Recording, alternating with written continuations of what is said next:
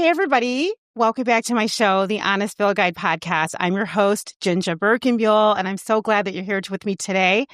Thank you for joining. You could be anywhere in the world. I always say this, but you've decided to join my show today here. Thank you very much. If you could please like, follow, or subscribe to my show wherever you listen to your podcast, that would be so amazing. I would be delighted, and that would be awesome for my guests as well.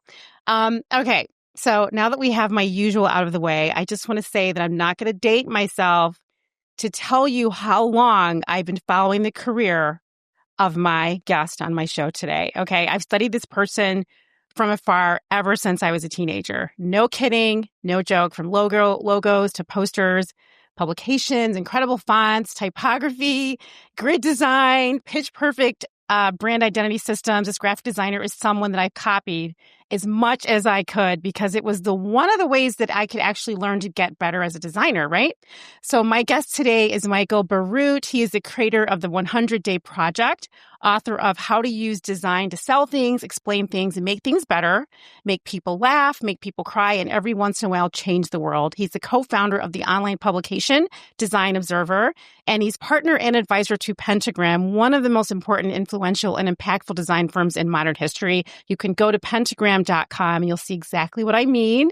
Welcome, Michael, to my show. Hi, JinJa. Very happy to be here. All right. Thank you so much for joining me today. And before we get into all things creativity, I really would love to understand, how would you describe in very simple terms to a young person that is on a creative path what you do?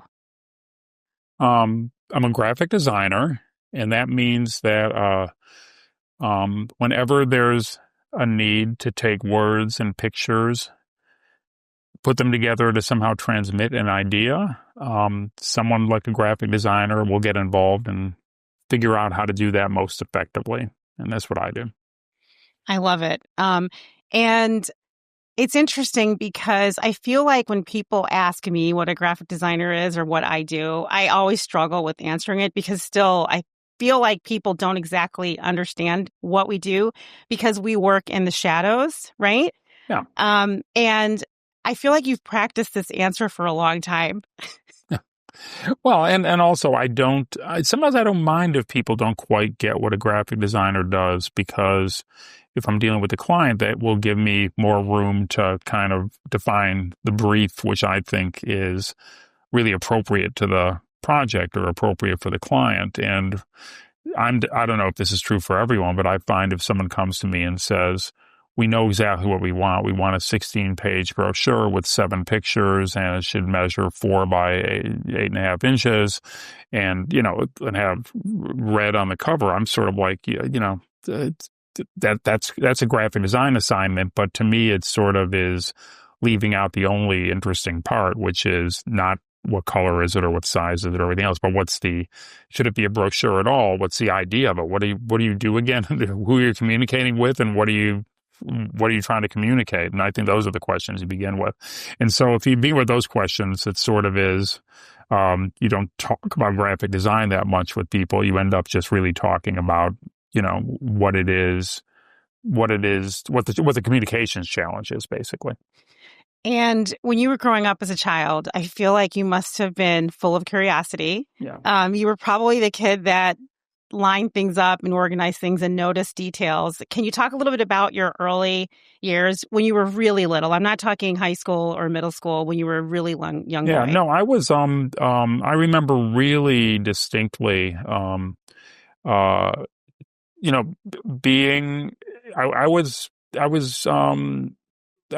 was introverted as a kid.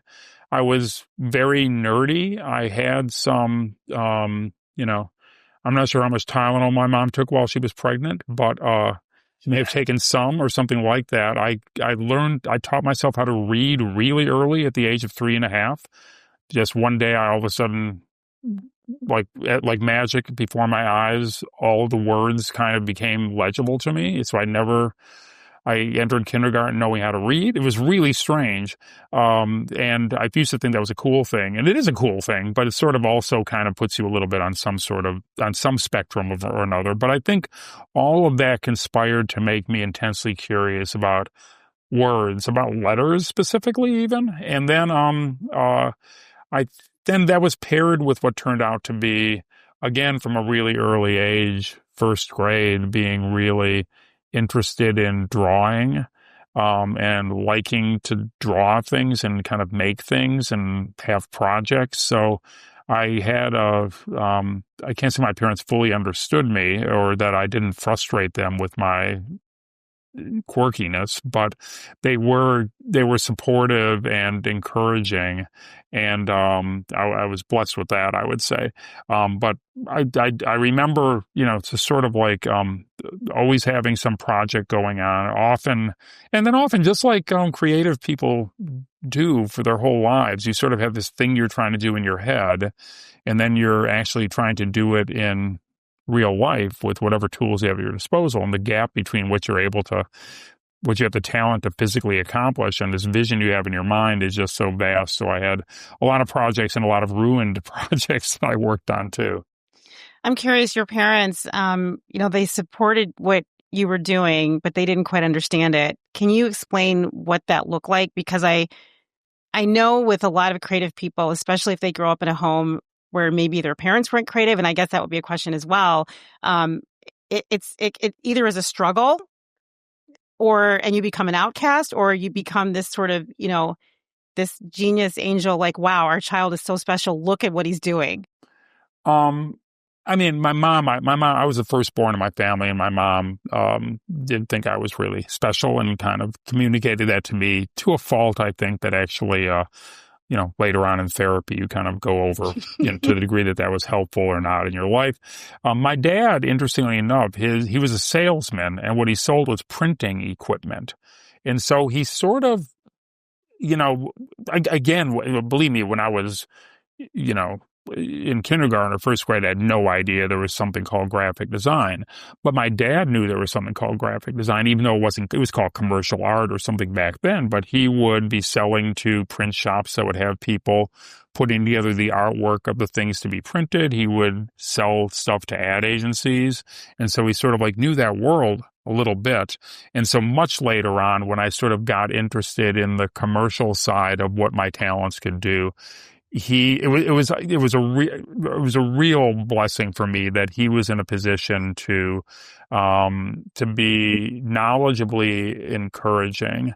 Not so knowledgeable that he sort of like was a great judge of my work. I think he just thought everything I did was cool, but encouraging enough that he sort of understood it and would he'd be visiting an ad agency and would see some printed sample and say, "Hey, do you have an extra one of these? My kid would like it," and bring it home to me, actually. And what a great thing. And this is in suburban Cleveland in the middle of nowhere at a time where there's no internet. And, to the degree that I felt alone, it was because I didn't know really anyone else who had my particular set of enthusiasms and interests.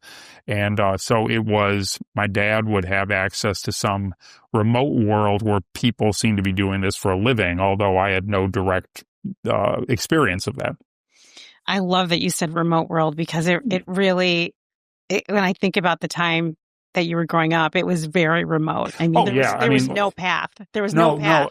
JinJa, I think about that all the time. And there's parts of my life where I was making decisions and I can't even fathom like where I was getting my information or what gave me any confidence that, you couldn't look anything up there was no Google, so when I got my first job in New York, I couldn't explain to you how I learned the name of my first employer,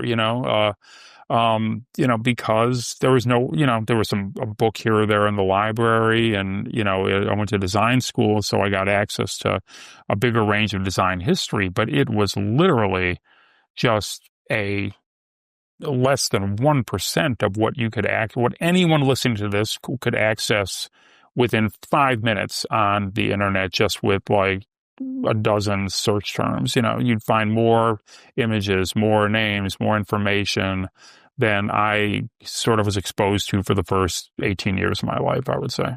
Yeah. I mean, you really, really had to dig. Yeah. And you didn't even know you were digging sometimes. You were just doing stuff.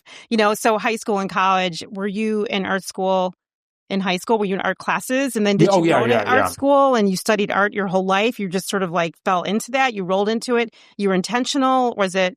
It was in my mind almost a little too intentional. I made up my mind very, very early that I sort of figured out what I wanted to do, to a degree that I look back on it's startling to me. And I've raised 3 children, all of whom are adults now, and each one of them went on their own journey trying to figure out what they wanted to do.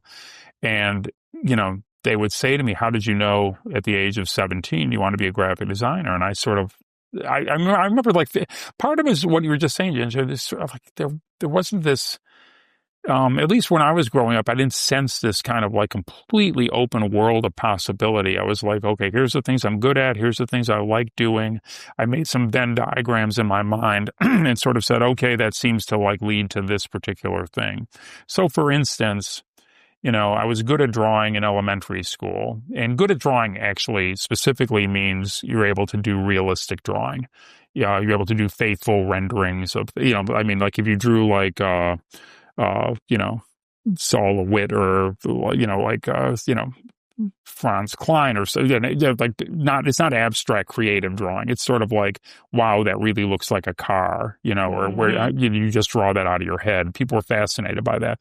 And I was good at that. I could do it. And I also, to the degree I was introverted and I was a nerdy straight A student teacher's pet in an environment where that was just as likely to get you beat up or shunned, at least, as admired. Much more likely to get you shunned than admired. But drawing was a skill that everyone kind of was fascinated by. The school bullies were fascinated by it, like the jocks, the heads, everyone was sort of, we kind of like was into it. And not only that, but I sort of saw that as I moved into junior high school, then high school, I saw that I could use that talent in a way to insinuate myself into social groups that my non-existent charisma and other lack of any other talents would not permit me to enter. So, for instance, I had some friends who were like the theater kids, and they could play instruments and dance and sing and stuff like that. I couldn't do any of those things, but I could draw. So they recruited me to do the poster for the play, let's say. And then you do that, you get to hang out at the rehearsals, you get to go to the cast party, you end up sort of like you're part of that group. And I only bring this up because it took me a long time to realize how much of my subsequent career into my 20s, 30s, 40s, 50s was an attempt to sort of replicate that experience on ever larger scales. I sort of, because I can draw, I got to hang out with the drama club kids, but because I'm a graphic designer, I got to get tours of academic laboratories, sit at tables with politicians running for president, all these situations that otherwise I'd be completely unqualified for, but because, this is the guy that's here to do the logo or to do our signage program, he's going to sit in on this meeting. Suddenly I'm sitting there with a bunch of people who otherwise wouldn't have given me the time of day. And so it's exactly the same experience of, sneaking into the cast party because he did the poster for the play, And so I discovered that like probably 7th, 8th, 9th grade, had still sort of was shaky about like whether like, because I grew up in a milieu where I didn't know anyone who did this for a living. My dad was sort of like, because I had good grades, I think they were hoping, like parents do, could you do something that impresses people, like doctor, lawyer, something more like that? And I sort of, I went to the library one day and kind of found this term graphic design. Then I realized, oh, this is it. This is what I want to be. And then I kind of would look up that word whenever I was in a library and sort of see what other information they had about it. But, by the time I was in high school, I sort of like, we had a vocational printing program there. I went to a high school where half the kids went to college, the other half just went right into the workforce. And they had vocational training to do things like printing. And so there's a big print shop in the basement that did all the printing for the whole school district. And I said, if you guys need any artwork for anything you're doing, I'll do it. And I can do it fast and I'll do it really well. You tell me exactly what you need and I can execute it. By the time I graduated from high school, I probably had like 40 printed pieces, all of which are terrible. And only some of which, kind of like halfway through that process, I discovered one place where type comes from. They're all hand lettered in this way that it's like completely amateurish looking. But then my dad brought home a sheet of dry transfer lettering, also known as press type. And I sort of like rubbed out my first word in 36-point Helvetica bold. And then all of a sudden it looked so real, I almost burst into tears. It was like all of a sudden, be given the keys to a Mercedes or something, wow, I can kind of make words out of Helvetica. And an hour before I didn't even know that typefaces had names, so suddenly, but that's pre-internet. That's what happened. Midwestern suburbia for you. And no one, I don't know where you have to go to get that level of ignorance and isolation today, but it worked for me. What can I tell you? I love so many aspects of that story you just told. One of the things that jumped out at me was your understanding that the portal to all things is almost graphic design. To me too. I've been telling that to people forever. I mean, people ask, what I do. And it's like, well, if you put me in a room, I can pretty much do anything that's asked of me because not only of my curiosity, but because what we do as designers, we touch so many aspects of business and life and existence that it's like you said, you're working with politicians, you can, create the logo, you can, understand business requirements. There's just so many things that go into what we do that you can go anywhere. And I always say to people, especially young people, never underestimate the power you have to understand. Your ability to understand is vastly superior. And I'm not trying to say we're superior. I'm just saying it's not like everybody else. Our way of thinking and seeing the world is unusual. And that's why I was asking in the very beginning with you, what was it like? Because I remember when I was growing up as a kid, in my day, asking a lot of questions would get you in a lot of trouble. You know what I mean? Especially if you asked things that were sort of against the grain of what you were supposed to know or what someone was telling you. And I think as a designer, if you have that spirit in you, which I know that you do, nothing can really stop you from getting the answer. Yeah. And I think you're exactly right. I mean, when people ask me what I looked for in people I was hiring to be on my team at Pentagram, I almost always started with the word curiosity. I think if you're curious about things, and like I find it's easy to be curious about things that seem fascinating, but I often like to be curious about things that seem very boring in a way. Like you really try to figure out, like, why does this thing exist? Why are there so many of them? Why is it so hard to get rid of? Why is everyone so fascinated by it? Or why is no one fascinated by it? Where does it show up that you've never noticed it before? And I think there's all kinds of interesting questions you can ask about stuff like that. And I got really good at spotting people who, if I had a designer that I was working with and I was giving them a brief, the questions they would ask, a lot of times would cue me about, what are they interested in? How big is their interest? How do they get their mind around something? And I think you're exactly right. It's really a great state. I can't say, there were probably two things. It's interesting. There was another thing that interested me at the same time, which is different from curiosity. And I don't think I've ever said this before, but quite this way, but I was just as interested in what I'll put a word to, and the word is power in a way.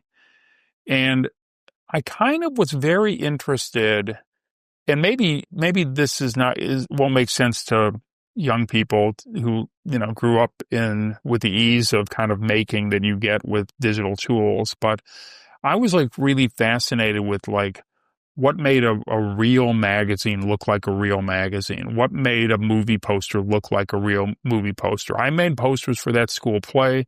They got me into, they got me into that party at Nancy's house on Friday night. But, on Saturday, if you went to the multiplex and you saw a movie, there'd be a poster there and it would be in color and it would have lettering that you could tell wasn't hacked out with someone with a big ballpoint pen and a piece of shirt cardboard like me. And and those things looked like big time, and I literally remember like rubbing, when I kind of like my first experience with Letraset, and I was kind of like piecing the letters together and sort of thinking, oh my gosh, this looks real. This, it could just as well be a logo for Motorola or something. It would be, even if you had enough letters to write on Motorola, you would be able to write the Motorola logo in 36-point Helvetica bold, right? And so I remember like thinking that there's a kind of authority that comes with the tools of graphic design. And there's something I've thought about a lot as I've gone forward. You're walking down a supermarket aisle, you get to pick between 3 different jars of spaghetti sauce.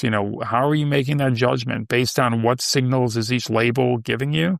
And I think, obviously you can interview 1,000 consumers and get one set of answers to that. But there's also, you have to have your own intuition and sense of judgment about how all those details come together. And I think, eventually, you give people a choice of 3 and they pick one of those 3 things. And if they pick the thing you designed, that's a kind of, you've actually had a degree of power over that decision, which is why I use that term. I'm not using it sort of in a coercive or, domineering sort of way, but I just think kind of it also reminds you have some responsibility to do it right too, to make it beautiful, to make it useful, to make it do no harm to the environment or to people's, to society at large, so with that power comes responsibility, as they say in the movie. So I love, that's a good lead in, because I actually did want to understand design as a lasting and sustainable thing, or design as ephemera, right? Yeah. I took a design class. Actually, it was like a workshop when I worked in corporate back in the day. And the whole point of the workshop was from the leader of the workshop to kind of warn us that how much power designers actually have, right? Yeah. And to be careful and use it wisely. He really believed that the graphic designer had more power inside of a company, because I was in-house at the time, than any other role inside that company. Like, he was like, you can change minds, you can change people's beliefs, you can send messages that everyone can understand, or you can send messages that no one will understand. You could change the culture within, you can change the world. And he would say to us, you can either make garbage and go in a landfill, or you can make a difference. Yeah. And so look at your projects and ask yourself, am I making a difference? And sometimes I would be in my office, and I would look around and say, wow, what am I doing here? Yeah. So I kind of want your opinion on this. What do you think is the graphic designer's role in societal change? Do we have that much power that he says we had? Well, I mean,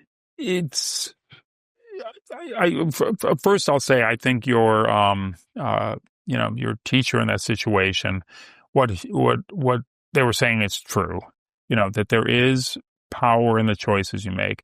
I would say you have to, the context will change over and over again. I think it's very rarely that you can sort of say that some designer made some choice that ended up, well, no, there's instances where you can actually say quite distinctly that someone made a design choice that actually changed the course of history. And in one of my books, I sort of point out, this is which one? In the 2000 elections, there was a woman who was not a designer, but was worked for the Board of Elections in Palm Beach County, Florida, had to design a ballot. And this was the election that was between Al Gore and George W. Bush. And this was succeeding the second term of Bill Clinton. And this was the hanging chads thing, right? And people sort of keep thinking, people all know about the chads, but if you actually see what this woman, whose name was Teresa Lepore, she faced this problem where, a lot of people people run for president. They're the two then there's all these second, third, fourth, fifth quirky little parties of people who aren't going to win, who are just running for president for fun in Palm Beach County or wherever. And so it came to the page, pick your president, and she had Al Gore's name, the Democrat, George W. Bush, the Republican, Pat Buchanan, who was a very to the right, a right-wing guy to the right of Bush, who was running, I believe, as an independent or in the Conservative Party or something, and then probably 6 or 7 other candidates who are lost to history, right? And as you mentioned hanging chads. That's because the technological means of voting in Palm Beach County in 2000 was you would punch a hole. There was a perforated hole that you would punch through, and by so punching, you would indicate what your choice was. And so Teresa Lepore, whose responsibility was to kind of array the names on these pieces of paper that would then be punched through, kind of had to figure out how to get all these names on these pieces of paper, and came up with something that either was then called or became known as the butterfly ballot, because it would have names that alternated on either side. So it would say Bush, Gore, Buchanan, Smith, Jones, blah, blah, blah, like that. And they sort of were staggered like that, right? Mm-hmm. So you're already getting confused, right? Oh, dear. Yes, okay. I am. And so then down the middle, it's a bunch of holes, and the holes are numbered 1, 2, 3, 4, 5, 6, 7. And so you were supposed to say, if you wanted to vote for number 1, I forget who that was. I think, in fact, I believe number 1 was George W. Bush. It was pretty simple. You wanted to vote for the guy, the very first name on the left, the highest name, that was George W. Bush. And so you punched through number 1, hooray, he won. If you wanted to vote for Gore, it was a little confusing because he was the second name down under Bush, as I understand it. But Buchanan was to the right on the other side of what we would call the gutter, and on the other side of the holes, he was actually number 2. But people thought that Gore was number 2, and so they punched through number 2, inadvertently voting for Pat Buchanan. And so early in the afternoon on election day in Palm Beach County, people, and a lot of retirees down there, people who, couldn't program to record a show on their television, or they probably couldn't see. But this is very primitive technology with sticks and holes and things, and even that was sort of too much. But people started calling up and saying, "I think I voted for the wrong person," and in fact, they, statistically, there was this unusually large number of votes came in for Buchanan in a county that up to that point had not seemed to be a real hotbed of enthusiasm for his party. So then on election night, they tallied everything up and it came down to Florida. It was tied between Bush and Gore. Florida was still up in the air and had not yet been called. They were waiting for results to come in from these counties, and there were some counties that were having trouble reporting, including Palm Beach County. And so there were 3 or 4 counties, I think. Then it came down to Palm Beach County, and I think Bush won there by by hundreds, not thousands, by hundreds of votes. And there were hundreds of votes in dispute. The Supreme Court had intervened to stop the counting and the recounting, the reexamination of the ballots. Gore gracefully and probably, Gore was first declared the winner, actually. Sure. Oh, no, Bush was declared the winner, but then they withdrew the declaration because Florida was still up in there. At any rate, all of this chaos, which lasted well into December, until it was settled by the Supreme Court, it's all because Teresa Lepore was facing a problem that you faced a million times in your life, that I've faced a million times in your life. Someone gives you a bunch of content and says, fit it, make it fit. It has to go here. Just figure out how. Was she a designer? No, she was a government employee. Just trying to do her best. So it wasn't even intentional. Oh, no, well, I'm not a conspiracy theorist, but I would dare say not intentional. I think she was just trying to do her best. Oh, my God. And also, little did she know that it would be so she's the reason for the downfall of America, then. Yeah. But I mean, basically, that decision about how to just do this boring layout job, a shit job that that was the kind of thing, if you were given it to do, you would think, when do I get to work on something fun and important? She just kind of like made a number of choices that probably wasn't quite thinking clearly through how you would actually. Yeah, user experience. Yeah, user experience, exactly. A word that was just kind of Didn't brand exist new. then, A pair of probably. words brand new at that point. And so, Beta so testing, could it be customer less survey. of a, so I think that was a case where design actually changed the world for sure. I think a lot of other times it just is a matter of, I would actually put it in entirely different terms. So as in terms of our responsibility to each other as human beings, as citizens, and to society, which is that, each of us just, we're all contributing somehow to the world we share. And if you just kind of do your best and do it with care and, when appropriate, love and intelligence, and just try to make everything a little bit better, make it work better, make it look better, make it feel better, you're making the world incrementally a better place. And sometimes you can actually be very intentional, deliberate, and tactical about that. You can actually say, I want this candidate to win, or I want this message to prevail in the argument and contribute somehow to that debate or that choice.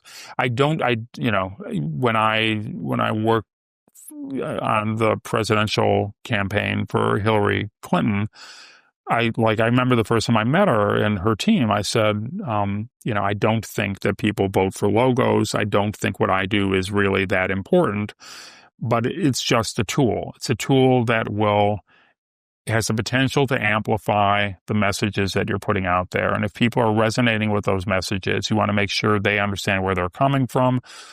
You would sign your name to them. You would let people see you, speaking about these issues. But in today's world, you also need the ability to kind of sign it off with something simple and concise that people can come to associate with what you're talking about. And those symbols are what we create that become the kind of holders of that kind of meaning and that sort of promise.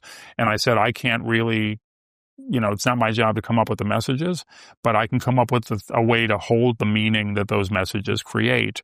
And that meaning is what will ultimately define how people feel about, obviously, any candidate, but also about the things that are representing them. I don't think I made that long of a speech to Secretary Clinton at that moment, but I did thinking all that. It was all. I did happening. Make it really clear it was that all happening in your head, though. Yeah, because that's how we roll. I did. I remember I did say people don't vote for logos, so what I'm here to do is just help with this little part of the thing. But you say people don't vote for logos, and then they sure do buy from them when you think about Nike. But I actually do want to ask you a political question. So as a designer, how do you design a political brand and participate in a design process, especially if you're doing this for a politician that you may not agree with? Like, how does a designer reconcile that process? I don't know. I've never been in that situation. And so why not? Like, what is it? You just say no? I simply wouldn't do that. Okay. That's all. I wouldn't cross that line. Luckily, my whole life, I've never been put in a situation where I thought that what my client was doing was wrong. I've had clients that I thought were jerks and who I didn't particularly like and who were kind of upsetting to me, in our daily interactions. And I kind of vowed to kind of like steer clear of that kind of interaction in the future. I've had clients who were jerks who I actually came to love, because they were lovable, the type. They were kind of like, it's sort of just people are very, very different. And so, but that's different from what they're standing for. And there are occasions in retrospect that I won't name names, but there are occasions in retrospect where I sort of think, I didn't quite know what I was getting into there, and I probably shouldn't have, committed the first step to it. But then there was just something about my sense of responsibility to see the thing through that I did. Not anything egregious, it's like I've had opportunities to work on campaigns and to represent certain kinds of products and some ideas. And I sort of will simply say, that's just not, you need to find someone who's really enthusiastic about this to do it. And that's not me. I like that as an answer. Yeah. I do think that actually, the things I've worked on best were things where I was really, where I was as true a believer in what we were doing as anyone on the client side. I think that's important to note, Michael, because in today's environment, sometimes it's hard to say no, and it's hard to sort of stick with your ideals and your ethics and decide. I'm not as enthusiastic about this project, and there definitely are people that are more enthusiastic than me, so I have to decline this. And it takes a lot of courage to decline when you're a designer, right? I mean, when you're a graphic designer, you're dealing with a lot of ego and desire to make art. You just don't really have a life like other people do that are maybe accountants or something, or, people that go to, represent, clients in court. Yeah. You're really dealing with some deep emotions and attachments to things that you want to see come to life. And so sometimes your curiosity can get the best of you. And I'm wondering from your perspective, for any graphic designer at any level, whether they're young, just coming into space, or they've been here for a while, how do you manage all these distractions? Because when you're really curious, everything is a bright light and you want to understand it and learn it and figure out what's happening with it and ask a lot of questions. Like what do you advise, designers to do in today's environment? There's too much going on. Yeah. I mean, sometimes I think that I would have loved to have, I'd love to be my 16, 17-year-old self today with all the access to all the stimulation you could get in the world. See, given how much I loved when I first discovered graphic design back when, that was 1973, 1974. At the tail end of the Vietnam War, right? Yeah. Well, yeah. I'm just sort of like coming out of Watergate, but it was like, sort of like, there was, it was a few years in terms of graphic design. We were like 5 years out of the Mad Men era, let's say. And then before that was sort of mid-century design and all the figures you associate with that. From C.P. Pinellas to, Lester Bill to Paul Rand. All those characters were still, many of them still alive and practicing. My first job was for Massimo Vignelli, who had ties back to that lineage. And, but it was easier then because it wasn't available to you coming from all sides. Well, or harder. I don't know, it was easier or harder. And so sometimes I think I would have loved that. Sometimes I think it would have destroyed my mind. My head would have literally exploded and I kind of would not have recovered from it. It just would have been too I believe that is the place that, if we'd had access to all of this, what they have now, I don't know if I would be who I am today. I feel like I would have gone down that hole, and I would have just been mired in what is this forever, and actually accomplished nothing. Yeah. So I mean, the thing I think somehow the thing that actually was my the thing that actually is the antidote to that a little bit is you're constantly, as a designer, working on assignment for a client, let's say. A lot of times I think, at least in the beginning, I used to often confuse my priorities in a way. And I would think, the first job one is I have to please myself. I have to kind of like do something that is a worthy expression of my artistic abilities and design ambitions, right? Then job two is to get the client to agree to that, to sneak that past them, get them to buy it, whatever, right? And there was no job three, I don't think. I think it was just like success. And then job three, then next step was success. Then I think I came to realize that, the client's not the person who actually ends up living with the design often. It's other people in the world. It's the people that client is trying to affect with the work that you've done, right? So you're really putting something out into the world that's going to be encountered by all sorts of different people, none of whom were in the room with you when you were designing, most of whom will never learn your name, never mind have any interest whatsoever in your artistic growth. And then they also won't know the brief the client gave you, how much time the client gave you to do the work, how much or how little the client paid you to do the work. They'll just be sitting there with something in their hands or something on their screen or something in their house or something they see outside in the street. And they'll think, what the F is that thing, or like, wow, that's nice, or that made me laugh or smile, or I don't know why, but I had to go take a closer look. And if you sort of focus, that person has an entirely different set of priorities to manage in a way, because you're obsessed with the thing you're doing. They don't care at all about it. You want the thing you're doing to be really successful. They could care less whether it's successful or not, And then so all of a sudden then for me at least, that sort of gets me to really focus, It can't be everything. I can't pile everything I always wanted to do on this thing. I can't distract myself with every other thing. I'm going to have there'll come a moment where I've got this one chance for this thing to do its job.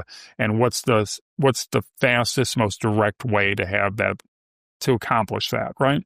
And then it's actually, it can be often, as I think, more complicated than that, because sometimes between you and whoever you're talking to with the client will say, by the way, I have a team of 20 people who are going to be executing this day after day.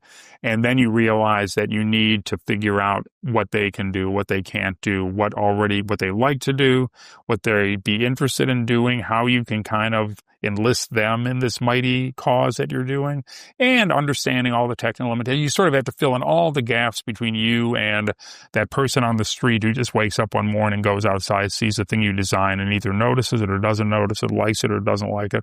And, but between you and them is all these different people. And you sort of, as time goes on, you learn how you manage through all those levels. And what kind of gets you through all those levels, I really think, has to do with clarity and simplicity. Because if you try to go in there you can't confuse someone into agreeing with you, basically. Someone said that once and it's stuck in my mind. I think that's what it is. Let me ask you about ego. I sense that your ego is in check. You don't seem to have a strong ego. And if you do have one, you've found a way to suppress it or to sort of keep it together. Designers in general, I feel like we do, many of us have delusions of grandeur. I feel like we think we're really important when, to your point, what you just described, it's like, come on, we work in the shadows. In the shadows. Were you always like this? And how do you help designers? How do you remind designers, look, let's keep your ego in check. Let's sit down and talk about what's really happening here. What's your process around that? When I first started at Pentagram, like you can tell, I'm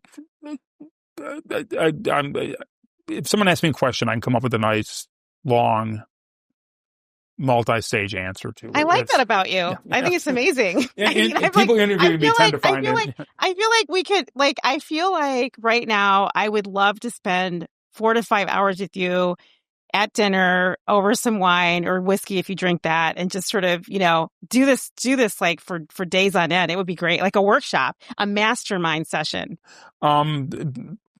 Be careful what you ask for. It might not be I'm all asking. you hope, but what I was going to say was, like, I've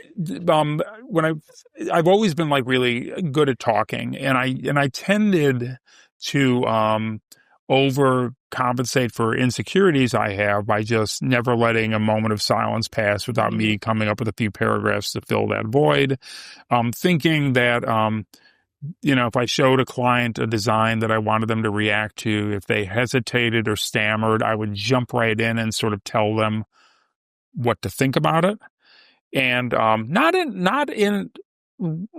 don't think I was ever like egotistical, but like I'm told, I won't gender this, but I mean, I'm just one of these people who, is in love with the sound of his own voice, just assumes that everyone finds it as interesting as I do, and just kind of comes in with the base assumption that if I'm not the smartest guy in the room, there's not necessarily going to be anyone smarter than me. So why wouldn't everyone want to just listen to me for as you just said, for 5 or more hours, with or without alcohol? My my partner, Colin Forbes, who was one of the founders of Pentagram, said, after we had a meeting with a client, and afterwards he said, "Can I give you some advice?" And I said, "Sure." And he said, "You talk too much." He says, "You're really smart, but you have to give them room and space to kind of like think and listen." And then I realized he didn't formulate it like this, but then I came away thinking, you don't learn anything by talking. You just learn how much you like talking, basically. The only way you learn with another person is by listening. And I almost pivoted from that day forward to kind of just purposely, as a discipline, kind of holding back.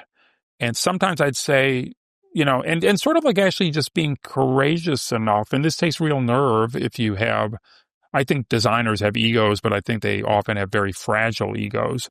No doubt. I learned that it's actually one of the most effective things you can say is, I'm sensing there's something about this you don't like. Do you know what it is? Can you articulate it? And people are so relieved that you've given them that permission to talk on those terms. People are nice.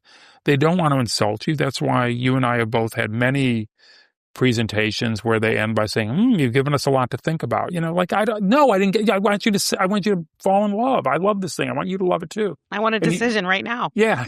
And instead, like what they but you realize that they didn't go to art school or design school. They haven't been practicing design for as long as you have. You do this every day. They hardly ever do it. And now you're asking them to kind of be an expert player in this game that you are a grandmaster in already. And it's not fair. It's not nice. And it's not even humane to another human being to do that.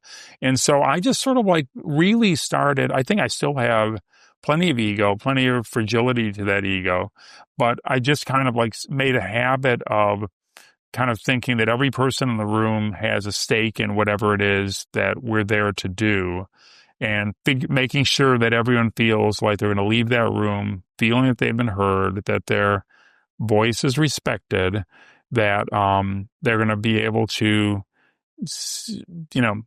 that in so doing, they're participating in a process that they, in the end, will have to accept as their own, because you want them to kind of not grudgingly say, "I have no idea what this thing is, but I'm going to use it because you told me you're an expert." I guess that happens sometimes. It does happen. Yeah. But more often than not, you really need them to kind of be your co-conspirator in this thing. And you're not going to get that unless you literally take them into your confidence, and you have to give them permission to kind of enter into that relationship with you. So it's a subtle thing, and it's, but on the other hand, it probably goes back to things that your mom or my mom would have told us, about just how to treat other people as you'd want to be treated, and being honest and being nice and being polite and treating people with care. These are all things that, occasionally I've worked with really mean people, and they just fascinate me. People that yell at people and kind of They fascinate you? Yeah, because I'm just sort of thinking, like, where did you get this idea that this works or this is a way to be? I mean, is this something? Gosh. I'm like, is something, it's not like, I don't know. Like, it just triggered me. I'm remembering situations where there's been yelling or something rude, don't you like get curious about, like, did this work once and you think, shit, this is like, okay, I found the key. I'm just going to yell at people every single time. And like, wow, really? Or, I think more often than not, to tell you the truth, they worked for someone who was like that. And they sort of thought this is leadership in some way. This is how things get done. Exactly. This is the only way to get work done, Yeah. And for, like, I've just never had that in me. I don't think I've ever raised my voice in the office at work. I just simply have never gotten angry about anything. And like, even, you definitely seem, more of a steady, steadfast leader. And I actually want to ask you, so how in the world, I'm just thinking, you've been at this for 50 plus years, and this is like this is a two-pronged question. Okay.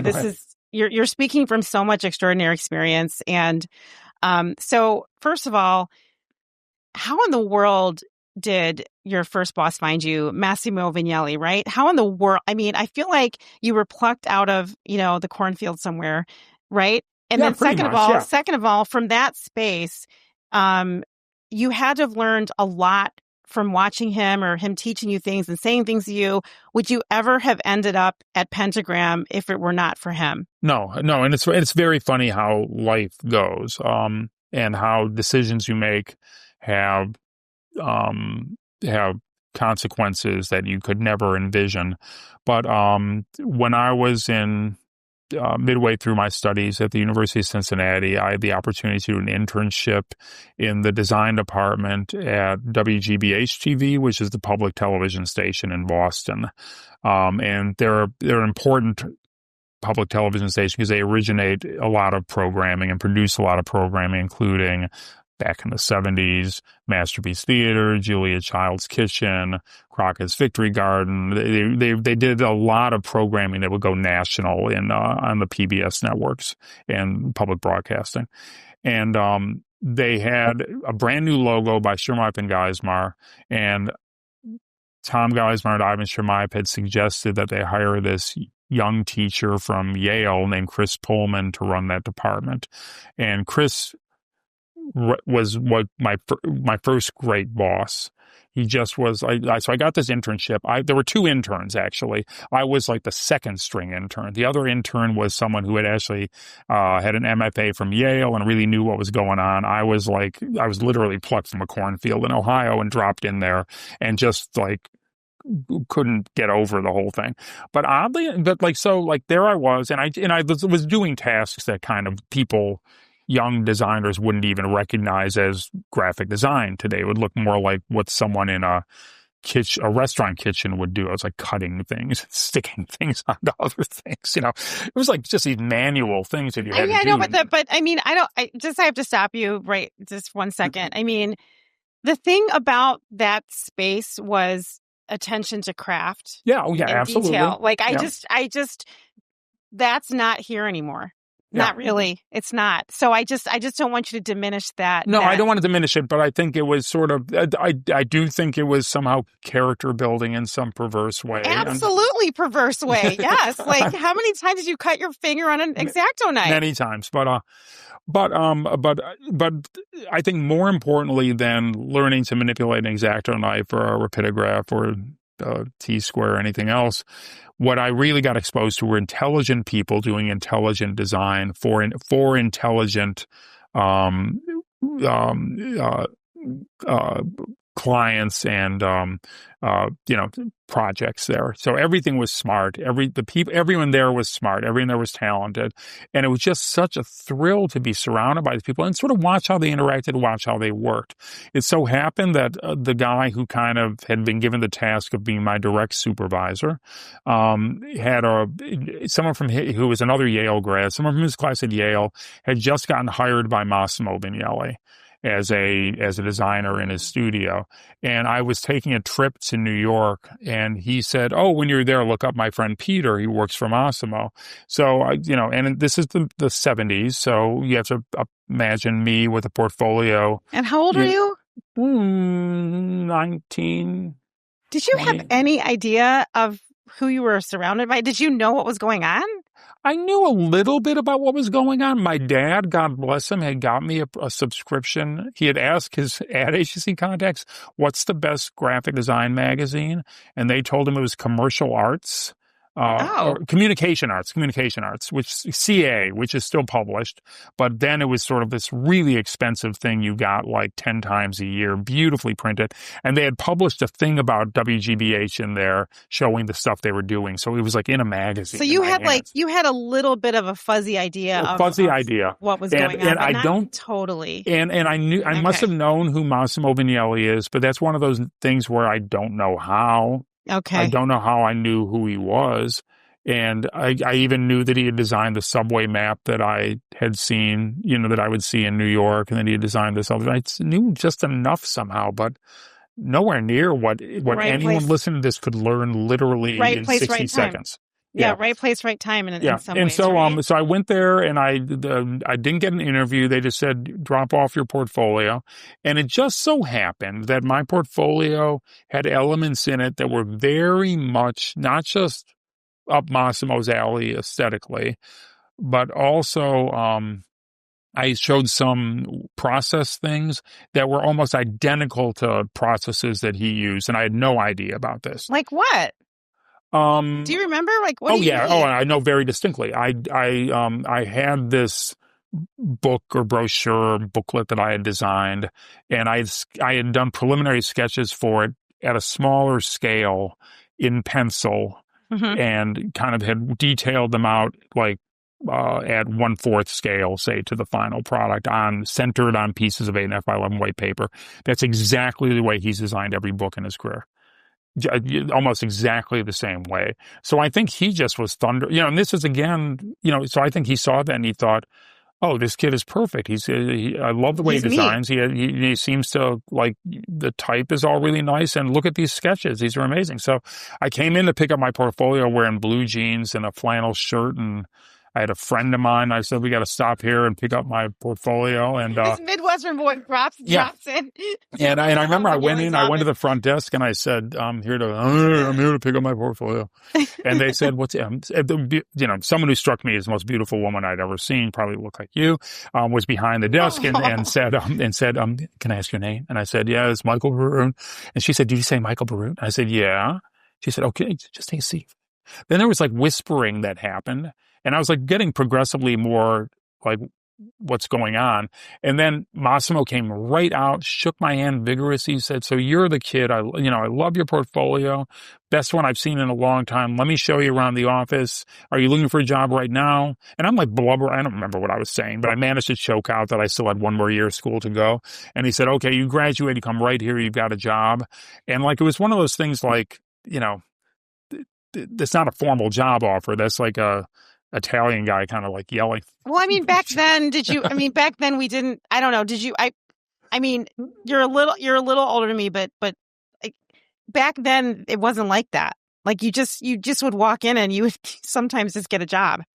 Yeah. It's not like it is no today. LinkedIn. There's nothing like that. Right. No design test. 100%. No nothing. I just walked right in. I got the job. And it paid, just to put it all in perspective, it paid $13,500 a year. And I thought, what am I going to, was that a lot? I don't know. No, and I remember thinking, what am I going to do with all this money? I just could not imagine. I'm rich. I've got 13. Not only that, but they're paying me $13,500 a year. I can't believe it. I remember I told my parents and they were like, oh my God, like, isn't New York expensive? And I said, I don't care. This is just great. And so at any rate, I ended up, I ended up kind of initially writing letters to confirm this was all happening. And eventually I got a more formal offer from my friend Peter, who was the original person I was there to see, and ended up starting there in June 1980 and worked there till October 1990. So goodness gracious. Yeah. So I mean, when you were there, I feel like it's very difficult now to find mentors. Yeah. It's difficult to even have the courage to ask for a mentor. You didn't need to do any of that because you were working with one of the design giants of the universe. Yeah. What was that? I mean, let me ask it this way. When you were working for Massimo, were you just absorbing what was happening, or was there an intentionality to him teaching you things? Well, he was a good teacher, just like anyone with strong opinions can be a good teacher or an effective teacher or a irresistible teacher. There were people that worked there, who were hired there, who did not take to his instruction and left pretty quickly. They either, the way he approached work didn't correspond with the work they wanted to do, and they stayed there for a little while, got it on their resume, then moved on. What was what were the lessons that you got from him that positioned you to then move to Pentagram? Like, what did you walk away with when you were there? What was? Well, the one thing the thing that I encountered in Boston working for Chris Pullman and his team at WGBH was these were all people who just loved doing design. And I remember like feeling self-conscious. Like I care about this too much. I'm like too obsessed with this. Something's probably wrong with me. And I'd been dating and then married at the same time. I moved to New York, a woman who's not a designer. I'm still married to her today. She's never been a designer. And so it's not like I've always kind of, and there were no designers in my household or family or circle of friends. And so I always felt there was something kind of odd about it. Then suddenly to find yourself surrounded by people who really cared about it. And the Vignellis just lived it. They ended up, much to a greater degree than I ever would dare, where they lived in a house where they designed the silverware, the plates, the furniture, the clothing they were wearing, all from the same design. They just loved design that much. Sounds like Italy. Yeah, very Italian in its mode. Yeah. This idea you could design anything from a spoon to a city. That's the Italian kind of manifesto. So the one thing I learned was, passion is your friend and is your fuel and is your will sustain you if you really just care about the work you're doing. That is that's important. But at the same time, he was also very principled, did not work on projects that he thought were wrong or not right for him or didn't want to do for a million reasons. He was selective about what he did and how he spent his time. It wasn't what I would call a commercial place. It was not run by, he didn't have a partner who was like the money person who was sternly, the closest thing was Layla Vignelli, who was a very powerful force in the office, his wife.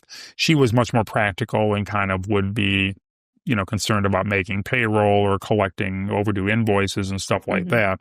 But she was also trained as a designer and was a brilliant designer. And the two of them, it was like clearly a place where it was there for designers and for people who cared about design. Wow, what a wonderful! It was wonderful. It was just wonderful. Experience for your first job out of college. Yeah, and really unique. And at the same time, I might surprise you by saying there were people that worked there who kind of bought into it completely to a greater degree than I did, because Massimo had this conviction. Part of what made him such a forceful and effective salesperson and advocate for his own work was if he did it, he thought no one could do it better. He just thought, there is one way to solve a problem and I just did it. So please clap, basically, And I always thought, he was a great designer, but so was Milton Glaser, so was Saul Bass, so was, all the largely male icons of the age. They were all good designers. They just had different ways of approaching problem solving. And Massimo actually respected his competitors, like whether it was Glaser or Bass or, Shemai Van Geismar or any of his peers. He respected them. So it was weird. I think if someone came to him, he thought, you've come to me because you want my vision on this thing.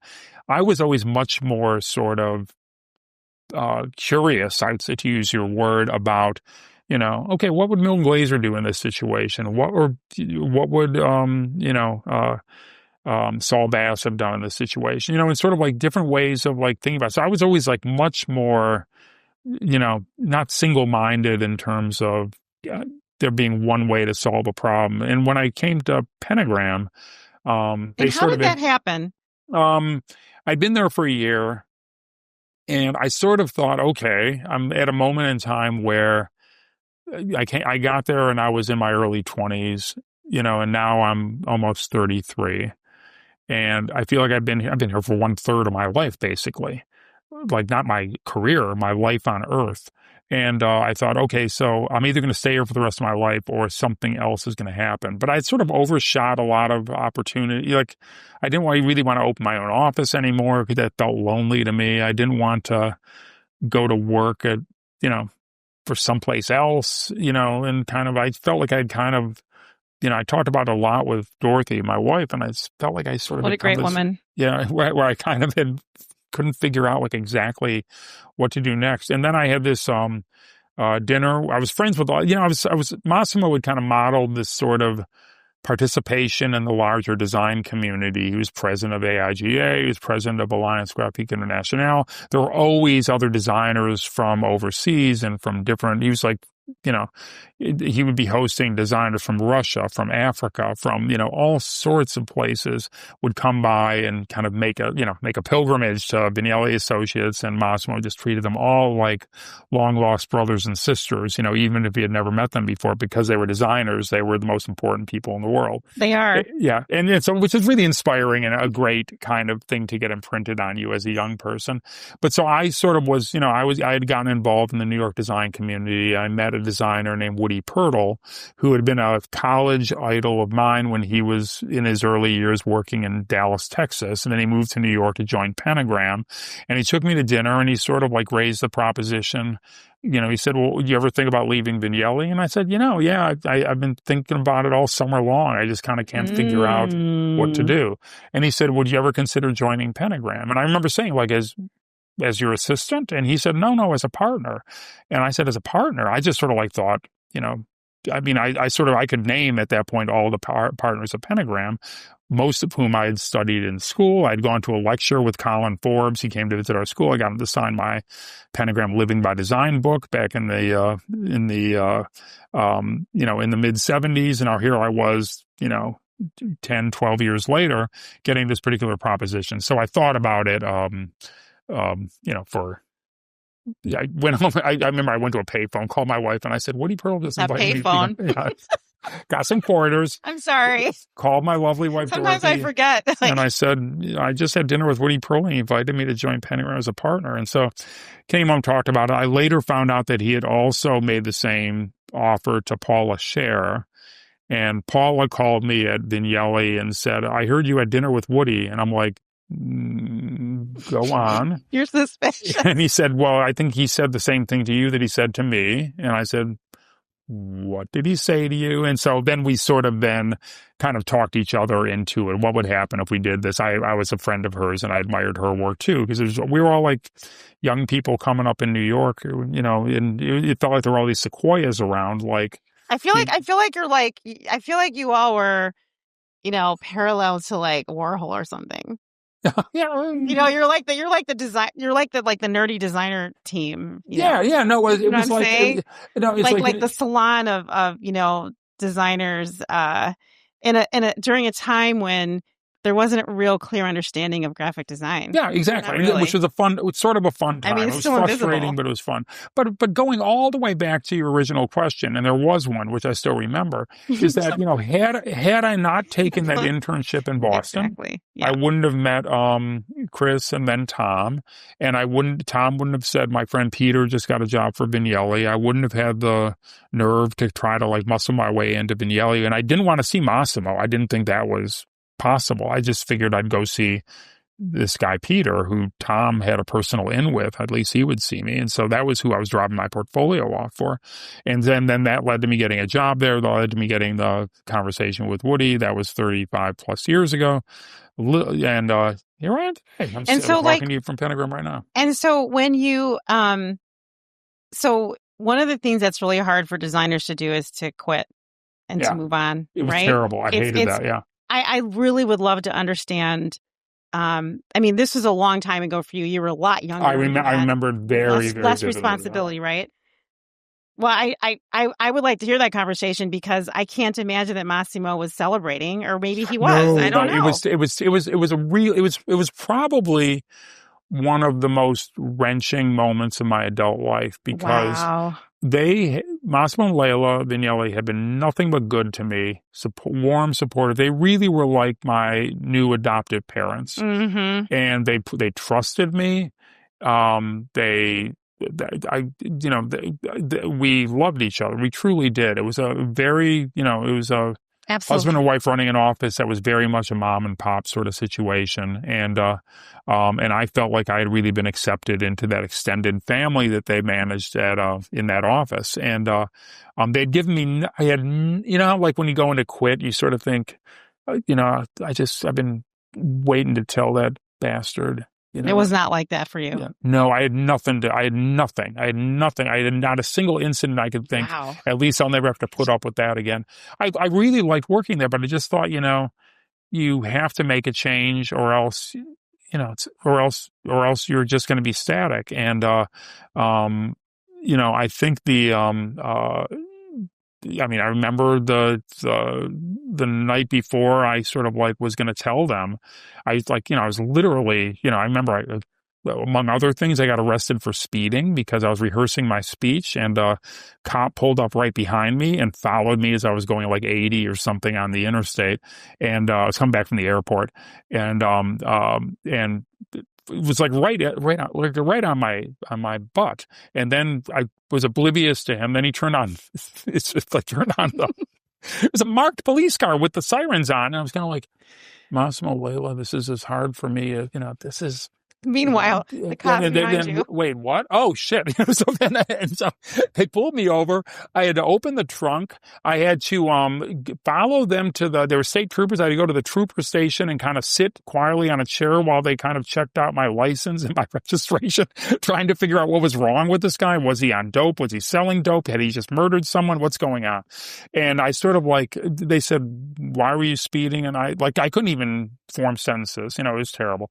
And so at any rate, the next day I went. So that's the next day I went in and I. So wait, were you behind bars? No, I wasn't arrested or strip searched. I didn't go that far. It was like the worst night of your life. No. No. I was thinking if I was thrown in jail, at least I wouldn't have to talk to Massimo Layla the next day. Maybe that was the relief or something. But at any rate, I actually think I told them. I think I might have said I was listening to the Mets game on the radio and got caught up in it because I think the radio was on. I was listening to a New York Mets game, and I remember the trooper said, "Fuck them! I'm a Yankees fan." And oh, great! That was another thing that happened that night, but that's completely beside the point. But then the next morning, I went in and had the conversation, and they were like really nice. And Massimo said, "Is there anything we could do to make you stay?" But he was horrified that I was joining Pentagram. Of course, if I was leaving to start my own office, he could have understood that. But he just did not like the idea of me going to work for someplace else. And the way Pentagram's organized, it really was the answer to my problem, because every partner of Pentagram is really effectively has no boss. So what was the problem? Oh, that I wanted to go on my own, but I still liked I liked being in a larger network of designers. I didn't want to go in a room, acquire a telephone, and then wait for the phone to ring. And then once I was successful, maybe hire an assistant. Then me and the assistant would look at each other waiting for the phone to ring.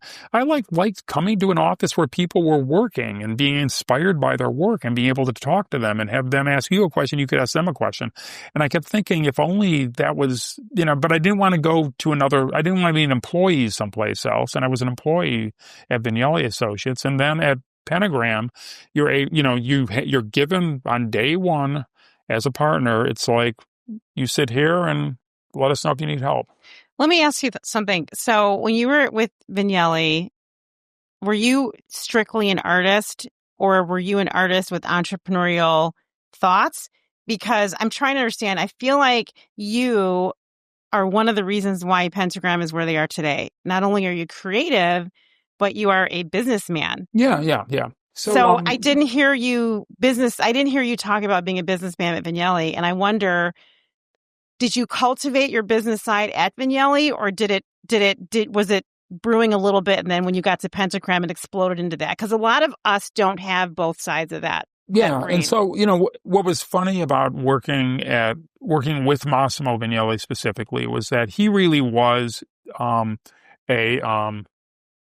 very much a pure businessman. I knocked out my power connection. Excuse me for a second.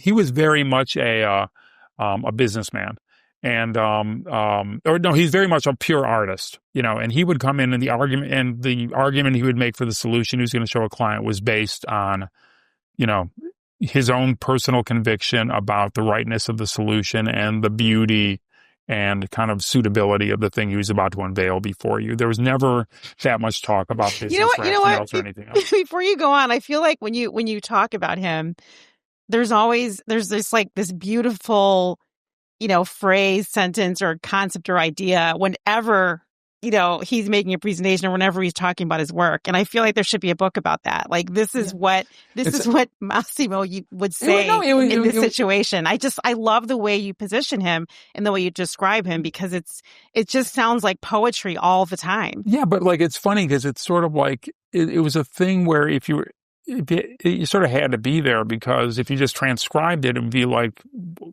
why did he say, he would do presentations where he'd say, we've done this thing. It's so fantastic. I can't wait to show it to you. Are you ready? Here it is. Boom. And that was the presentation. And like, isn't this fantastic?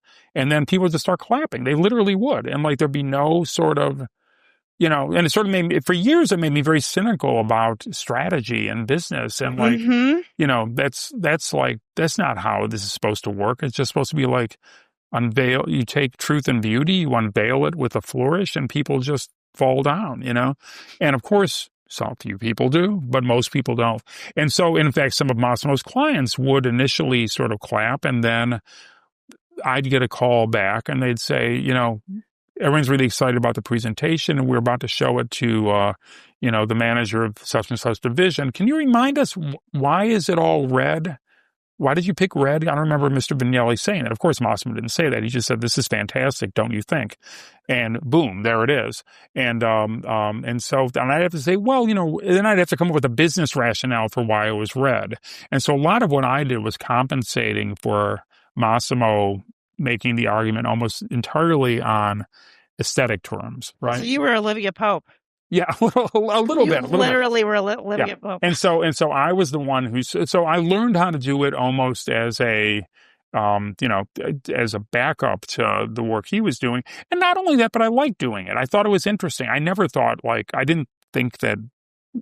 never thought that like people could like look at design and know that it was good just by looking at it. A few people can, but most people can't, and nor should they be expected to know that. They don't come to us because they already know how it should look. They come to us because they don't know how it should look, Right. And yet, trying to figure out about how to, trying to figure out how to do this in a way that makes sense to people on their own terms is like a real trick, and requires a more empathy, I think, which I was equipped to exercise eventually. So then moving to Pentagram, you walked into a magical place where, because of you, they became much, much, much bigger. I'm sure Paula Scher as well, who I've never spoken to. But all the partners here. All the partners, right? Contributed, yeah. I think you're right. All the partners contributed, but I mean, the reason you're on my show is because you, to me, from my understanding and my following you for a long time, you were a really big part of, Pentagram getting a lot bigger. Mm-hmm. And I want to understand, how did you get to the business side, coming from a place where it was all about unveiling the art? Well, what's interesting is that Pentagram is owned and run by people who are all designers. We don't have a managing director. We don't have any partners who are business people. All the partners were at the founding in 1972, and today are creative designers, basically. And so these are all, and I often will joke and say these are all people who bailed out of math after Algebra 2, and never got to trig and never got to calculus or any of that. I never did. And because I was going to go to design school, and I did. And so yet each of us, because you're doing sort of like, you're alone in a room, you're the person who has to learn in your own way how to present your work, how to defend your work, how to take a brief from a client and translate into something that leverages your skills into a solution that they can find viable.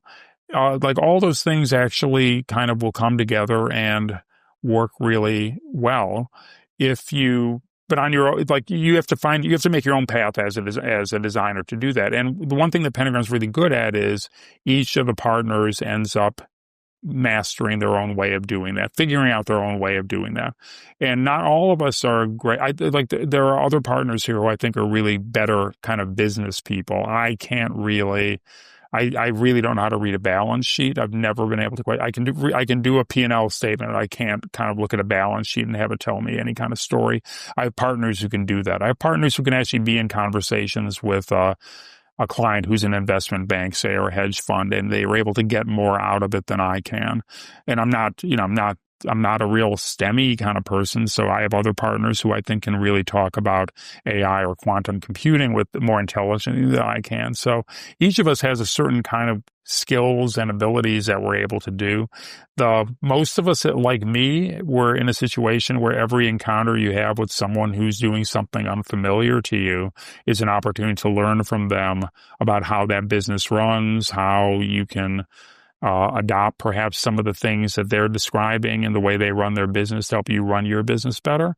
And then you just kind of like by trial and error, each of the teams here, all the designers, each of the partners is given complete authority over who they hire to help them do the work. So it's essentially like running a small studio, and you're getting central support from HR and from, tech and like the PR in communications activities to support Pentagram and build its reputation.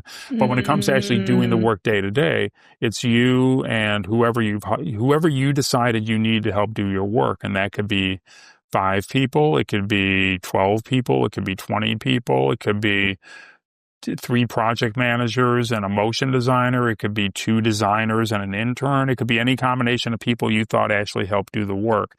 And, I was here another big chunk of my life, 35 years, which is, hey, that's like more than half of my life on Earth.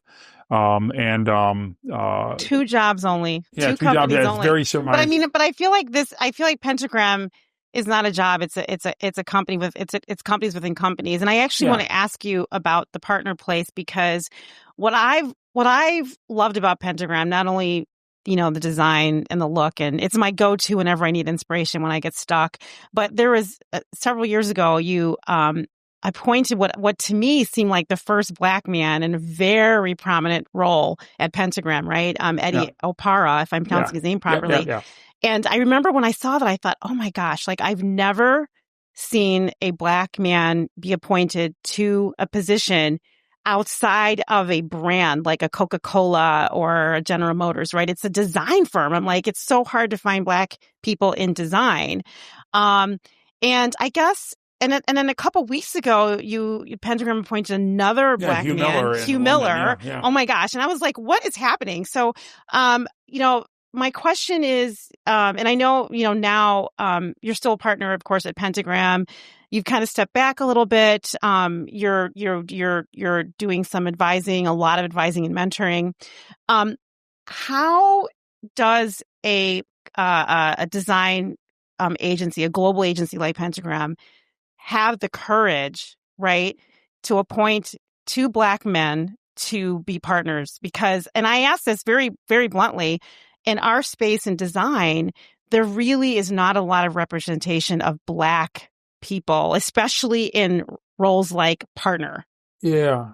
So how did that happen? What happened? If that's something that you could talk about a little bit. It's when Pentagram was started by 5 white guys back in 1972, and believe me, they spent. Well, I can't speak for them, but my guess is they spend 0 amount of time looking in the mirror thinking, is this right that we're all white guys? I think they just thought, all's right with the world. This is how it goes. It was 72, a long time ago. And, but it was founded back then, but I think they originally thought, okay, we're each going to work on this model. And it'll be very nice and sized appropriately. And each of us will run our own little group within it. And we'll all collaborate on larger projects, share the overhead, share central services, and kind of work the way I just described earlier that Pentagram works. Then they found that one of them was friends with this 6th person, as another guy who they thought was kind of interesting, who might be fun to have join. And he came aboard, and it turned out that the idea was what you now call scalable. You could actually, because it was modular in the way it was built, you could like actually add another a 6-person, a 7-person, 8-person eventually. And I think along the way, it became, the partners that were always the most interesting were the ones that weren't replicating the characteristics of the original partners, but were adding something new and different to them, and came from a different background, were interested in different things, sort of had a different set of talents, a different set of concerns. That became partly inevitable as the original 5 partners started to age, and they would bring in people who were 5 years, 10 years, 15 years younger than them, who inevitably had come up in a different sort of milieu as I did. I was 33 when I joined Pentagram, and Colin Forbes would have been coming up on 60 at that point. He's about the same age as Massimo, I would say. He was in his early 60s, perhaps. And then, when Paula joined in New York, she was the first woman who had worked in the New York office. And was she the first woman? No, partner Linda ever? Heinrichs, who was married to Kit Heinrichs in San Francisco, was the first woman. Okay. Paula was the first woman to come in sort of like as an individual. And she had very strong personality, a real advocate for, you look at a group and it's like all a bunch of guys. It just seems like stupid. That's not the way the world looks. And so she was always she was articulate about that before this was something that people talked about or kept track of consciously, but she raised consciousness about it within the firm. And, we became, it's not so much that I think we went on this it wasn't this mission, because to find people who are interested in working in this structure and who can do it successfully and ultimately thrive is actually harder than you'd think.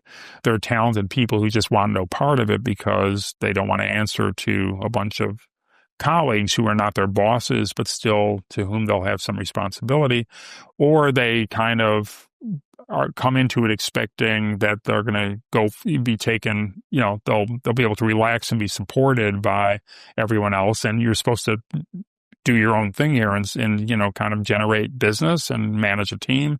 It's hard. It's the same hard work you'd have on the outside, and sort of like the people that are, it ends up being a fairly small group of people who both could do it and are interested in doing it. And slowly but surely, we had, a second and a third and a fourth woman join here, including an Asian woman, Natasha Jen. I remember that. Yeah. And then, then we have like an alumni group. People will be partners here for a while, then move on to some other stage, which is cool too. So Lisa Strausfeld, who I had met at a conference, joined as a partner in the early aughts, and she taught up at Yale with me, although a different kind of set of classes. And she said to me, "Do you remember that kid Eddie Opara?" And he was like, he was like much taller than me and could have beaten me up, obviously. But I remember we both thought of him as like a student at that point. And she said, I think he might be an interesting guy to talk to as partner. And I said, which one was he? And then I remembered who he was. And I don't even think she said, I don't remember he was the black one, because what he was famous for at Yale was he was one of the first students who really thought in code. He could code. And that was back when people no one knew about that. Yeah. And I certainly didn't, at least. And so Lisa did. Lisa had come from MIT Media Lab, so she really connected with Eddie. Eddie came in, met all the partners. He was running his own business out in Brooklyn at that point, and we started the conversation. And he joined. I don't remember all the courage he had. It took no courage from us. It took all the courage from him. Okay, that's fair. You have to think. Just like Paula, he was joining a group that was, take a group portrait and he's the only black guy, the only black person there. So I think that takes courage, and he has so much of it, so much talent, so much intelligence.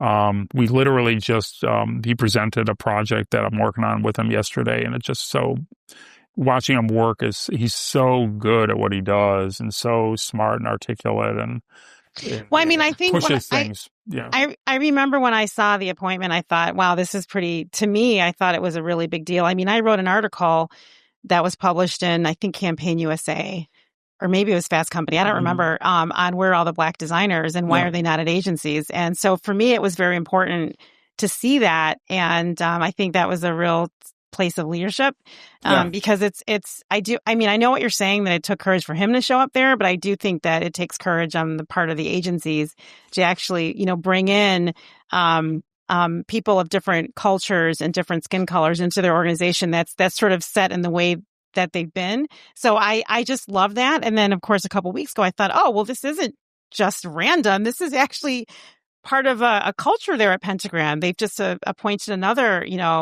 Black man to be a partner at the firm. And I thought that was just really beautiful. It's not performative, it's real. When I knew Hugh Miller, I still have never met Hugh Miller face to face. I knew his work before I had ever seen a picture of him. So he was just a name associated with stuff that I thought looked fantastic. And I thought, this guy, whoever did this is really good. And, I'm going to meet him for the first time in a couple months when I'm over there. But, it's, take me with you. But it's, I think, we have one of our partners in London is, a Palestinian woman who's completely fluent in Arabic typography as well as Western typography. And how can, to have someone like that and bring their point of view into a conversation with, someone who had been born in Lebanon and brought and raised there. So finally, now, if someone asks me to kind of talk about Lebanon, I can just refer them to Samar in London, because she actually knows about the real Beirut. But your name is pronounced Bierut. It's Polish. Bierut. Yeah. And we actually have a Polish partner here who knows how to pronounce my name properly. And so I think, it's like the cliches that people say, the DEI consultants, if they still exist anywhere, will say about how having a diverse team actually makes you more capable to meet the needs of a diverse world. That's just simply 100% true. It's completely true. And we feel really lucky that, we have a range of talent that probably will never be as diverse. It could always be more diverse and more interesting.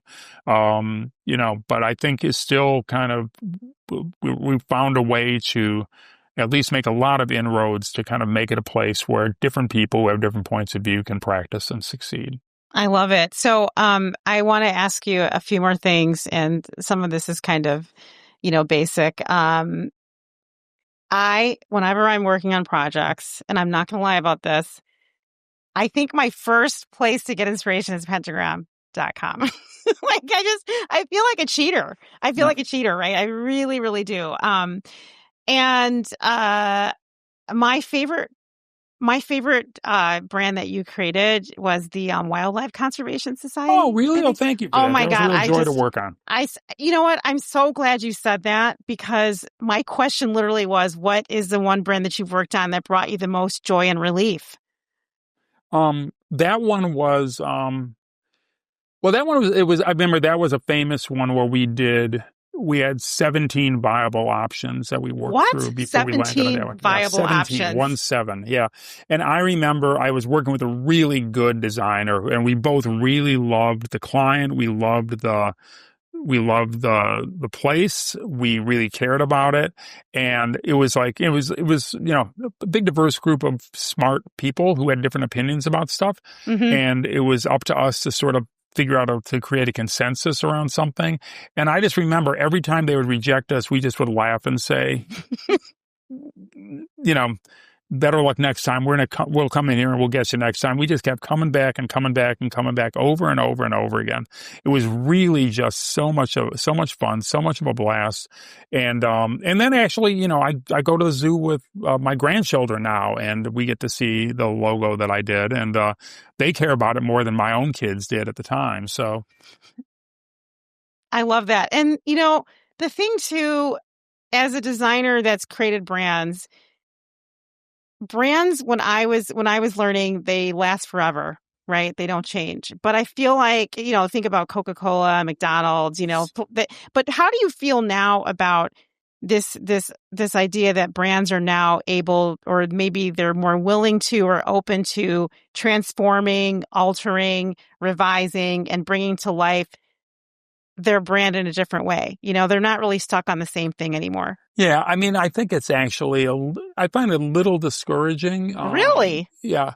I was not expecting you to say that. Yeah. I mean, if I understand the question correctly, I mean, I've designed some brand, like now I sort of expect that something I designed 10 years ago that I'll just open up a magazine, I'll open up a website and sort of see that someone's just redesigned it and that everything, the idea of like brands enduring really long, which I have a huge amount of respect for, and slowly evolving brands is something that I really like. And to a fault, actually. I think sometimes people try to think of, people say sometimes I get introduced because I quote unquote designed the MasterCard logo. And if you look at them, I mean, I helped them kind of realize that they could take away everything and reduce it to just those two circles. But those two circles were there back in the 60s, then they just kept adding stuff to them. And we just kind of like said, there's something in here. If we just kind of like take it to the shop and strip all the coats of paint off it and take it all apart, polish all the parts, put it back together, give it a fresh finish, it might just work. And, so like, yeah, and I much prefer that approach. I think that, it's become very easy, of course, to change brands and to evolve them because, they don't, MasterCards are still remains a rare example of, it exists on a billion pieces of plastic and millions of retail stickers on windows telling people that they accept the card at that establishment. So it has a big physical presence still, but increasingly a lot of brands have no physical presence at all. And, there's very little work you have to do to redesign them. Mm-hmm. And people are just much more willing to make that step. So I think we still try to design things so that they endure. And a lot of times what I find is that there was a process of logic we went through to get to the point of the solution that we're presenting. And that logic is still underpinning what's proceeding, but other things may just inevitably change. Interesting. So you're not really, you're not that stuck on it, and you don't have an emotional attachment to things that they change. I mean, it's just the way it happens. Right? I mean, I don't like them when I think they regress and they turn into something worse, which has happened on a couple of occasions. Do you have something that you've worked on that you regret and that you kind of look back and say, man, like I mean, so my husband and I, we have a band called Utah Carol Country Music. Huh. And there are some songs that I listen to now. I'm like, I don't really think I want to hear that again. Yeah. You know what I mean? Like, I'm not into that song. I wrote it. It seemed good at the time. Yeah. Do you have things like that? I mean, because you're Pentagram. You're not an average, normal, regular designer. Toiling away. Like, you're kind of big time. As you know. So I think there are some things I've made that I just, where I think what we did solved the brief and the client was happy and we got paid, and the thing that I worked on that I did for them worked and was happily accepted and even enthusiastically accepted. And it didn't quite have that moment where I sort of thought I had just kind of heard the click when the right key finally goes into the thing and you feel like it's unlocked. I felt like it's sort of like, yeah, we got through that door, but there's a lot of dents in the molding and splinters on the floor. And, you're such a storyteller. Mission accomplished, but it wasn't neat. So there are things like most of those things I don't really put out there too publicly, just because they're okay, but they're good for what they are, but they're not something that I think was necessarily something where I thought everything came together or was a breakthrough for them and a breakthrough for me and everything else. So there's another category of things that are probably things I did where they just are looking a little bit old to me now. They're still out there, but it's like Neil Young. It's like Neil Young's vault. He's got like vaults and vaults of music that he like won't open anymore. He won't listen to ever again. Yeah, and so then there's stuff that like I think I designed to kind of like last forever. Then for example, a new CMO will come in and just change it. and change it for, sometimes I sort of like get the reasoning. Sometimes I always new broom sweeps clean is its own argument, I suppose. But like sometimes I think, oh, well, you didn't have to really, completely change it like that. It was designed, I thought, so that I think that's sometimes regrettable if that happens. I just think that they invested a lot of money in whatever they had done, not just paying me, but sort of standing up whatever work I had done over the years that I was there. And there's a way to kind of, enhance that investment without necessarily kind of like stripping it back to, the studs and rebuilding. I mean, I think that, nowadays, especially now, Michael, with artificial intelligence, I think people are getting they're using it as a crutch. They're getting very lazy, and they're starting to believe that tool can transform and change everything, and they can cut the sort of humanity out of the process. And I'm kind of curious about your philosophy around, or your ethos around AI, because as a designer myself, those tools are so hard to resist. And I actually lost an account to a company that hired someone because they knew how to use Canva. I know, right? It's like, you're just like, oh my God, are you serious? Like, what is going on here? How are you reconciling conversations with AI with your community, your clients, and how are you talking to design students about it? I have to admit, I've managed to, part of my retirement plans have been to kind of just opt out of this current revolution. So I've probably managed to not have a single conversation of substance about AI that I kind of could. Part of your retirement plan. I'm sorry, I just can't get past that part.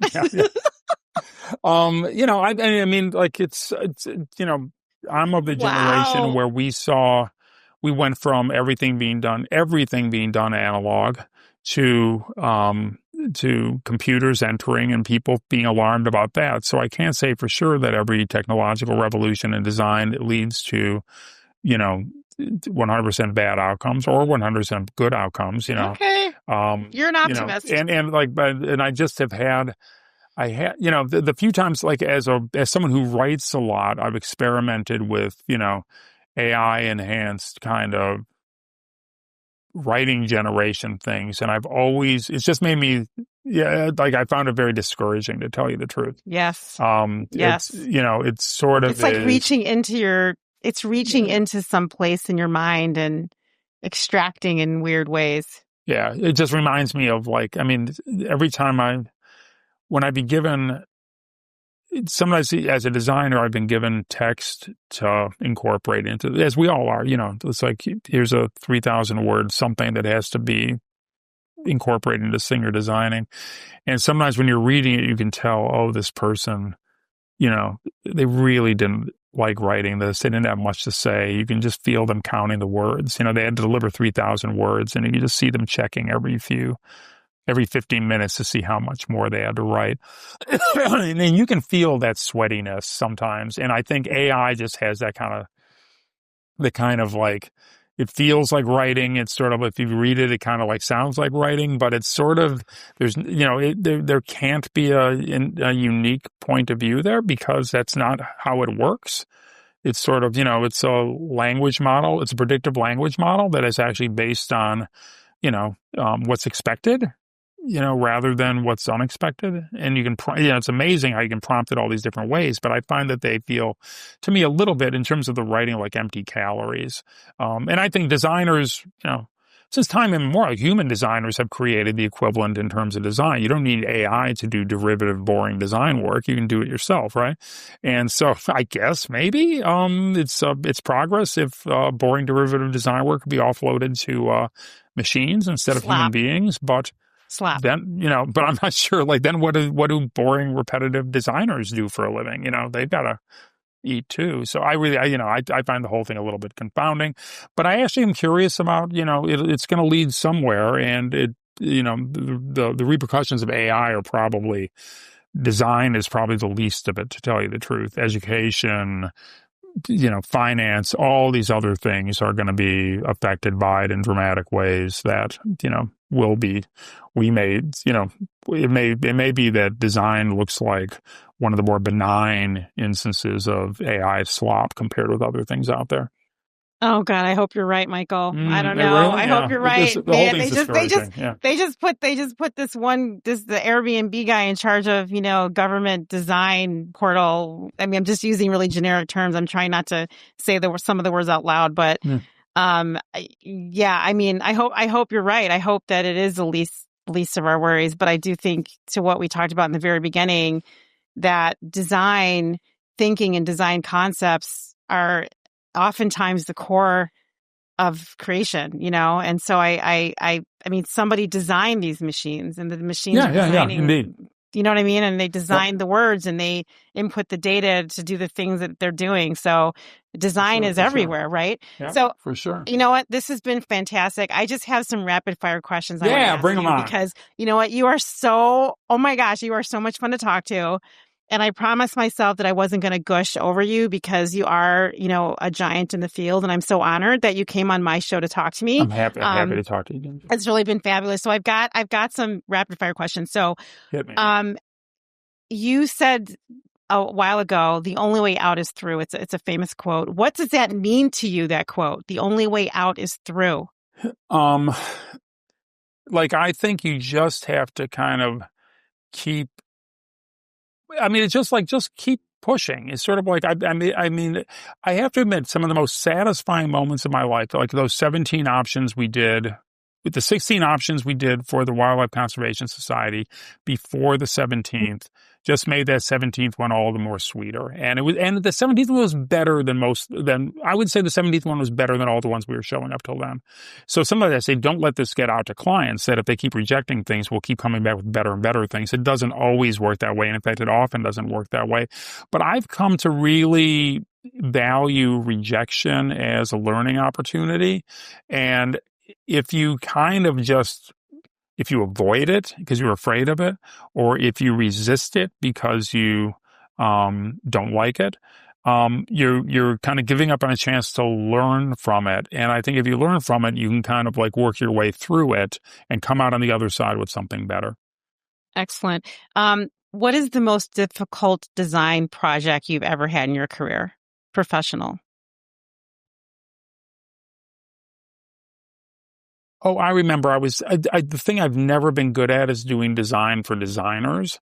And I had to do a call for entries poster for the American Center for Design that used to be based in Chicago, still is based there, but it was a call for entries to their design competition. It's one of those, you can do anything and every designer in the world will see it. And it's sort of like, I just hate that. I'd rather do an election ballot with too much type and too little space.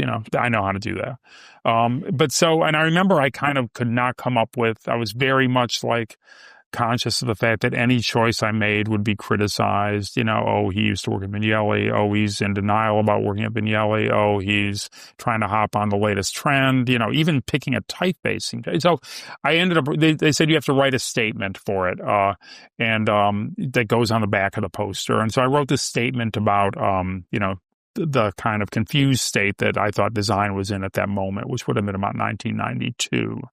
And my client there said, the statement is great. Why don't you just print this really big on the front? And I said, an all type solution. I know how to do that. But then I was like, okay, do I do it in Helvetica? Do I do it in Bodoni? Do it in Garamond? Do it in some new, new Emigrate typeface? What should I do? And I was frozen in horror in that. And then finally, I just said, I need to process this through a mechanism where it won't have anything to do with my choice. The choice will be somehow intuitively led without me picking. So my daughter, Liz, was then about 4 years old, had learned the alphabet, but really hadn't learned to spell yet. And I said, Liz, if I give you a piece of paper, will you write down letters for me? And she said, yes, God bless her.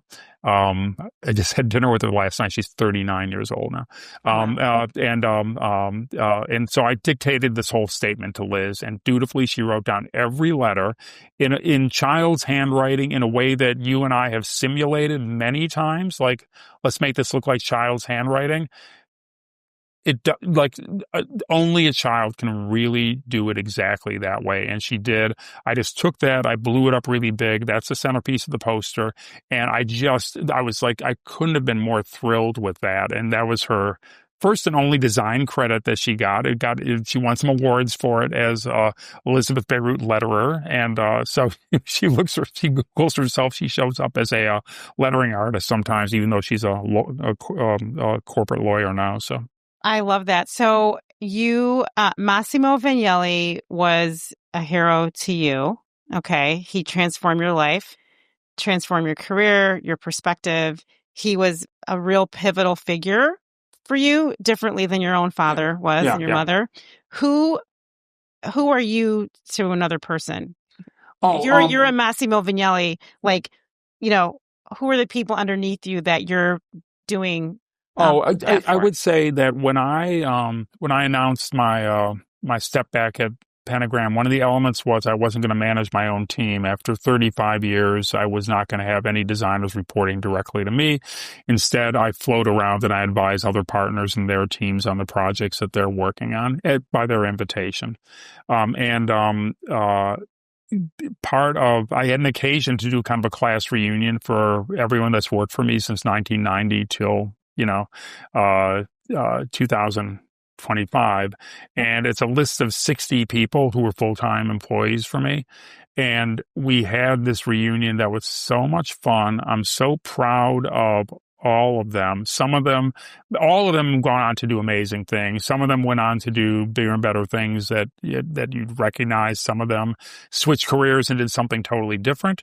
But like the whole idea of, I just remembered valuing from day one. I was so conscious of the value that I got from the mentorship of my bosses. And that included Massimo Vignelli, included Chris Pullman in Boston, included Dan Bittman, a guy I worked for in Cincinnati. I learned so much from each of them that I was like really self-conscious of the fact that, these people weren't simply a means to an end for me. I was a part of their journey. Their experience working at Pentagram and working with me was a part of their journey that was going to be consequential in what happened next in their lives. And if they had a good experience that was productive and useful, that permitted them to discover things about themselves, not just kind of, absorb stuff that I would unload onto them, but like let them figure out who they were, that would be the best possible outcome. And so those 60 people, who passed through my team, I just couldn't be more thrilled and proud. And also, I've stayed in touch with, employee number 1, I lost track of. She moved back to South America. Employee number 2, employee number 3, employee number 4, I still, on my those team members, I still am in touch with them all the time. That's beautiful. Yeah. So you're moving into your retirement phase. And my final question for you is, it sounds like you still have passion and you're still curious and you still want to do things. Where do you go for inspiration? I mean, are you still inspired? Oh, yeah. And I sort of I'm taking a distance learning class about innovation right now. I'm taking on some writing assignments just because I want to learn more about the subject matter. And so, one of my big Pentagram projects was doing a book celebrating the 100th anniversary of the birth of one of our 5 founders and the one about whom I knew the least. And I've learned much working on this book. It's an architect partner named Theo Crosby, who was like sort of everywhere in mid-century British design and kind of is an unknown name to a lot of people now because he passed away in the, he didn't see the turn of the century, was born in 1925, but had an extraordinary career, and it's just been amazing to sort of like sink into this autobiography effectively that we're working on for him. And so those things have just been really exciting to me, learning new things and stuff like that. So I love it. You're so curious. Yay. Yeah, so curious. There's hope for me.